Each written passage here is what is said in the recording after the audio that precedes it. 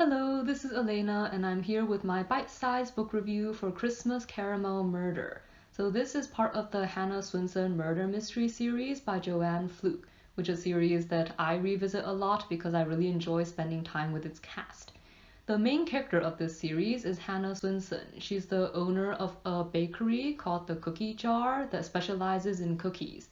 She has a business partner called Lisa, and their shop is located in a small town in Minnesota called Lake Eden. So this particular story is told retrospectively by Hannah when the topic of chocolate caramel candy comes up, and she mentions that she doesn't really want to make this candy this year.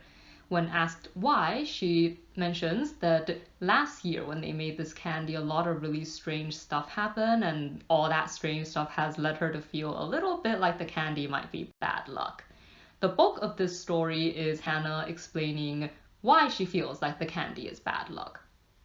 So last year before Christmas, when the town was preparing for the holidays, there was some tension in the cookie jar because Lisa has been kind of stressed. So when Hannah asks her why she has been stressed, she learns that Lisa is worried that her husband Herb might be cheating on her. So normally they have a really good marriage, so it's kind of confusing for Hannah why this is an issue. But it turns out that Herb's ex-girlfriend, who everyone used to think he would marry, has recently moved back into town. So this ex-girlfriend's name is Phyllis Bates, and she has also recently been appointed by their mayor to be Herb's assistant at the traffic department. She has also gotten herself cast as Mrs. Claus for the Lake Eden Christmas performance, which is a role that typically the people of Lake Eden will vote for, and everyone had assumed would be Lisa this year because her husband has been playing Mr. Claus for the last several years, and now that he's married for real, it's kind of expected that his real wife would play the role, only it turns out it's Phyllis this year. And due to this stress around the whether or not Herb is cheating, when Phyllis is found to be murdered, both Herb and Lisa become prime suspects.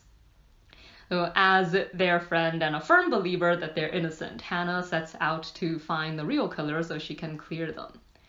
So for Hannah's mysteries, this particular book was a little unusual because it actually involved a tiny bit of the supernatural.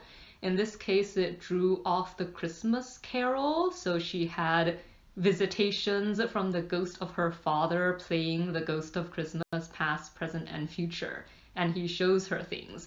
So you can technically think of these as just dreams and not supernatural, but they do influence the path that her investigation takes, and that is kind of unusual for her mysteries because they don't normally involve anything supernatural.